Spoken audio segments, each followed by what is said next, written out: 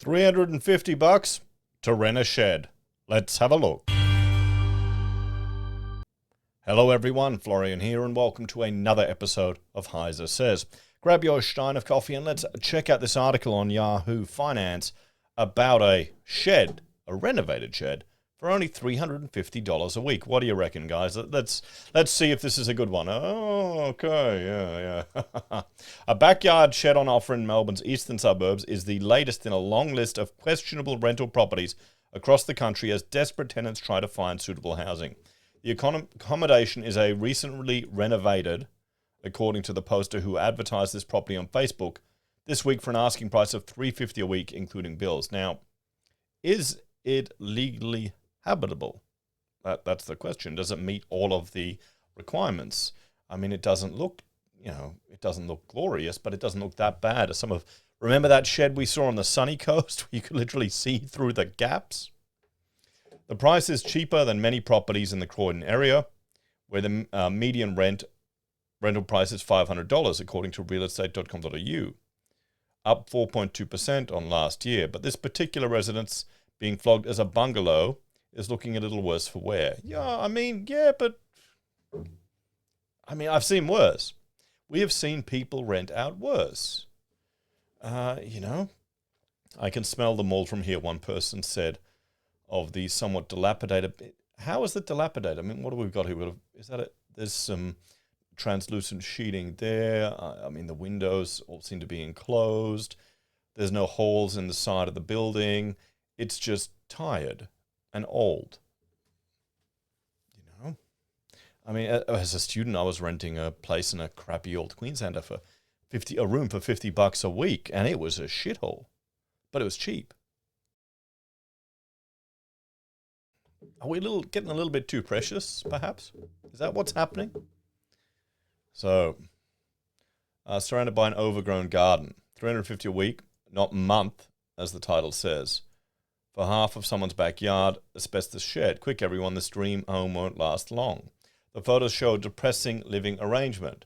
The chosen tenant would also be required to share a shower and a toilet with one other person, as well as the kitchen and all cooking amenities if need be. The number of bedrooms wasn't specified in the ad, but it may be a shared living environment with at least one other tenant. You got a little bathroom there, you got an entry there. This doesn't look that bad. What is going on here? Photos shared on Facebook show a combined laundry and bathroom. This is just like renting a room. This is renting a room in a house. This is something that all of us who weren't from an incredibly rich, privileged family would have had to have done. When you go to uni, you house share. You meet interesting people, you have huge parties, you get drunk and get into mischief. That's part of growing up, or at least it was. Has that changed? Am I showing my age? Has that gone the way of the dollar drinks?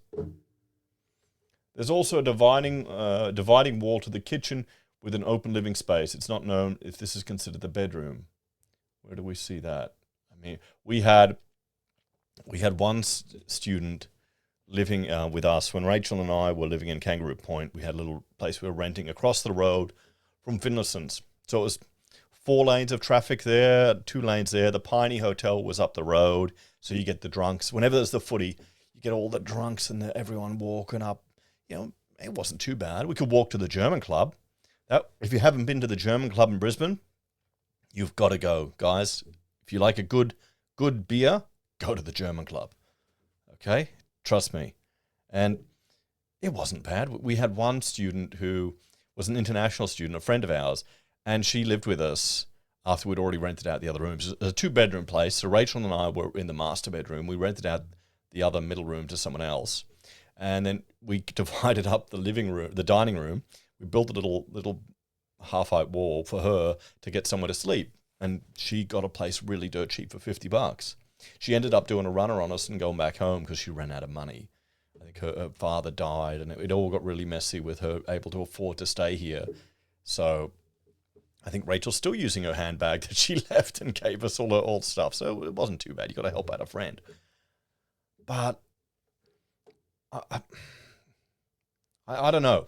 Are people just getting... Because look at these photos. It's not that bad. We've seen worse. Are people getting a little bit too precious? Are we just getting a little bit too precious these days? Sometimes you got to rough it a bit. Oh no, you've got to share a bloody kitchen with some other people. That's called house sharing. The carpet appears to be new with freshly painted walls throughout. However, the poster didn't detail what the renovations were. Some Facebook users weren't sold on the rental offer, with one labeling it depressing as hell. Another posting a sick emoji. I mean, come on.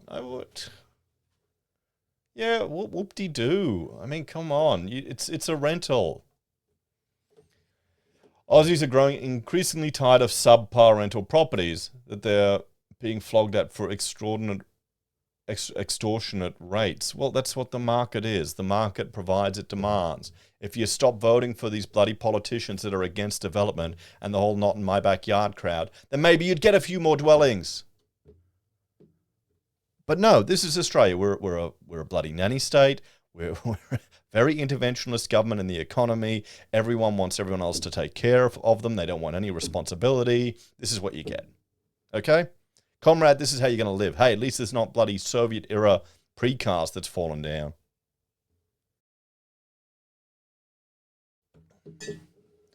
One woman on TikTok has become known for her rental property rants, calling landlords greedy and accusing them of exploiting the property crisis. Okay, sure. Recently, Rach McQueen took aim at a backyard caravan being listed for $650 a week in Queensland, but the chosen tenant would be required to move it to their own land. And you're renting a caravan. You're stupid if you rent a caravan. In a previous video showing a shantytown rental in Mullumbimby, New South Wales, the opinion social media users said landlords were profiteering off people who cannot afford housing, with many agreeing rental pricing is getting ridiculous. Well, yeah, it is getting ridiculous, but let's have a talk about a few things, guys, here, because this is kind of the thing. This is pissing me off, okay?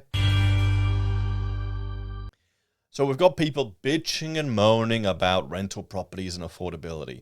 And remember during the lockdowns and the COVID crisis, we had the Northern Rivers councils and other councils in New South Wales were bitching and moaning to the federal government that we've got a homelessness crisis, we've got a crisis here, there, everywhere. The councils make it so bloody hard for people to build and develop, or even to get another granny flat on their block or subdivide. They do every single thing to make it difficult to allow additional housing, and then they have the gall to bitch and moan. This is just an extension of the not in my backyard crowd. This is what people want, okay? They want affordable housing and affordable rentals, but over there, away from there. Oh, no, we don't want those dirty rental people near us. Keep them away. Bloody Australia. Yeah. It's not going to get any easier. It's not going to get any better. Just look at what Labor's proposing with their Housing Futures Fund. It equates to 200 houses a month per state, which is nothing. Awesome, guys. Anyway, let me know your thoughts and opinions on this one. Is this house so terrible to live in? Or have we all gotten a bit entitled? Or did I just do it really rough as a student? I didn't think I did. That was normal. You tell me. Anyway, guys, check out Heise, be more Heise does. If you're a fan and enjoy the content I create here, you can support us on YouTube or Patreon. Use our referral links, buy our pocket squares, or call me if you need an architect. Take care. I'll see you next time.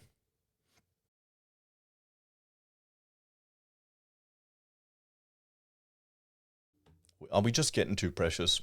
Or am I just getting too old? Maybe that's it. I'm just finally making that step to grumpy old man. I'm ready.